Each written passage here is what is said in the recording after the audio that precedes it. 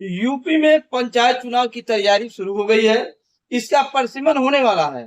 परिसीमन कैसे होगा और कब तक चुनाव होगा, इसकी जानकारी के लिए आज हमारे साथ बातचीत के लिए जर्नलिस्ट से गोल्ड मेडलिस्ट अनिल वर्मा जी हैं, जो राजनीतिक समीक्षक भी हैं और चुनाव के लिए विशेषज्ञ हैं। तो बहुत बहुत धन्यवाद।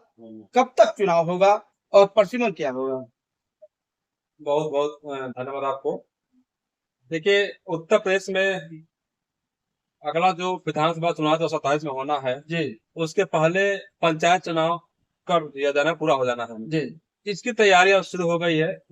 जो 2021 का पंचायत चुनाव था, जैसे पंचायत चुनाव वो मई 2021 में हुआ था और मई 2026 में कार्यकाल पूरा होने वाला है। जी नियम है कि जो चुनाव होता है उसका कार्यकाल जब समाप्त होता है उसके 6 महीने के पहले चुनाव हो जाना चाहिए। समाप्त या कार्यकाल समाप्त होने की स्थिति के 6 महीने के अंदर चुनाव हो जाना चाहिए।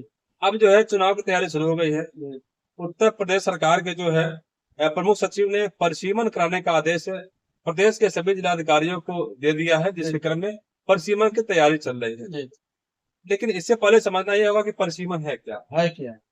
परिसीमन वह प्रक्रिया है जिसमें किसी जिले का कोई गांव या आंशिक रूप से या पूर्व से किसी नगर में चला जाता है या किसी नगर पंचायत या नगर पालिका परिषद या नगर निगम का विस्तार होता है या गठन होता है, तो उसमें गांव का कुछ हिस्सा जो पहले गांव होता है उसको शहर में शामिल कर लिया जाता है।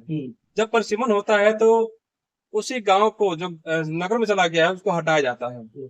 और इसमें गांव का जो मानक 1000 आबादी का, यदि किसी ग्राम पंचायत में जो राजस्व गांव है किसी नगर में चला गया है और उसकी जनसंख्या 1000 बची रहती है एक गांव में, तो उसको समीप के गांव में जो निकटस्थ गांव होता है उस गांव में उसको विलय कर दिया जाता है, उसमें शामिल कर दिया जाता है।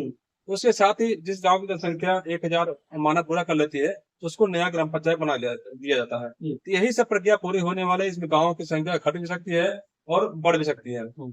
इसी को लेकर के परिसीमन की तैयारी चल रही है और हर जिले में यह कार्रवाई शुरू हो गई है। कुछ जिलों में नहीं भी हो सकता है, कुछ जिलों में आंशिक रूप से हो सकता है। तो इसको लेकर तैयारी चल रही है। और परिसीमन की बात करें तो यहाँ 3 इसके आधार बताए गए हैं। 3 आधारों पर होना है। पहला यह है कि ऐसी ग्राम पंचायतें हैं जिनका राजस्व ग्राम किसी नगरीय निकाय में शामिल हो गया हो और केवल एक ही राजस्व गांव बचा हुआ हो और वो ग्राम पंचायत का मानक पूरा नहीं करता है तो उसे समीप की ग्राम पंचायत में शामिल कर लिया जाएगा, मैंने उसका विलय कर लिया जाएगा। एक आधार ये होगा। दूसरा आधार यह है कि यदि कोई ग्राम पंचायत किसी नगरीय क्षेत्र में शामिल हो जाता है और उसका सम्मिलित राजस्व ग्राम पंचायत बनने के मानक पूरा करता हो तो उस दिशा में उसे राजस्व ग्राम को ग्राम पंचायत बनाया जाता है। तो ये हो गया। और फिर अगला स्टेप है, अगला जो कड़ी है उसमें एकल राजस्व ग्राम से गठित ग्राम पंचायत यदि आंशिक रूप से प्रभावित हुई है और जनसंख्या यथा 1000 हो तो उस दिशा में ग्राम पंचायत यथावस्थित शेष बनी रहेगी। इस आधार पर परिसीमन होना है। परिसीमन होने के बाद इसमें जो निर्वाचन आयोग है वो भी तैयारी शुरू कर दिया है और उसको मतदाता परिषद की शुरुआत होने वाली है और टेंडर की प्रक्रिया शुरू कर दी गई है। इसके बाद आरक्षण की प्रक्रिया शुरू हो जाएगी, फिर अधिसूचना जारी की जाएगी।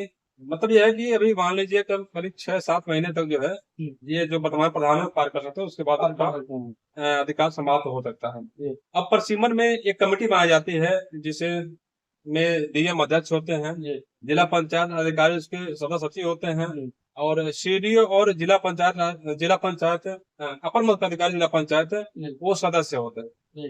इनको अंतिम फैसला लेकर के अपनी कमेटी बना करके ये रिपोर्ट जो है कमेटी 5 जून तक शासन को भेजेगी। उसके बाद जो है परिसीमन का अंतिम निर्णय लिया जाएगा। उसके बाद फिर मतदाता पुनरीक्षण का अभियान शुरू हो जाएगा।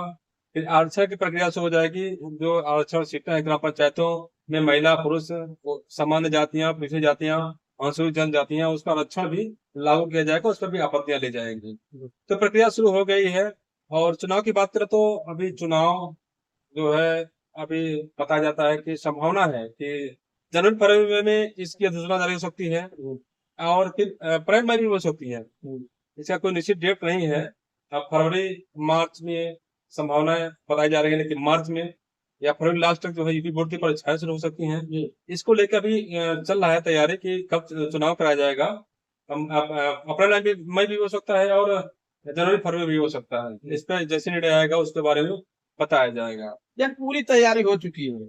पूरी तैयारी शुरू हो गई है, हो टेंडर चुकी है। वगैरह हाँ, तैयारी शुरू हो चुकी है जी। और एक एक चीज पूरा करने में समय लगता है। जी। अब जल्द ही इसका मतदाता पुष्टि का अभियान शुरू हो जाएगा, जिसमें नए वोटर बनाए जाएंगे, पुराने जो अवैध वोटर हैं वो हटाए जाएंगे जी। और वही वोटरों को अधिकार दिया जाएगा मतदान करने के लिए। बहुत बहुत धन्यवाद।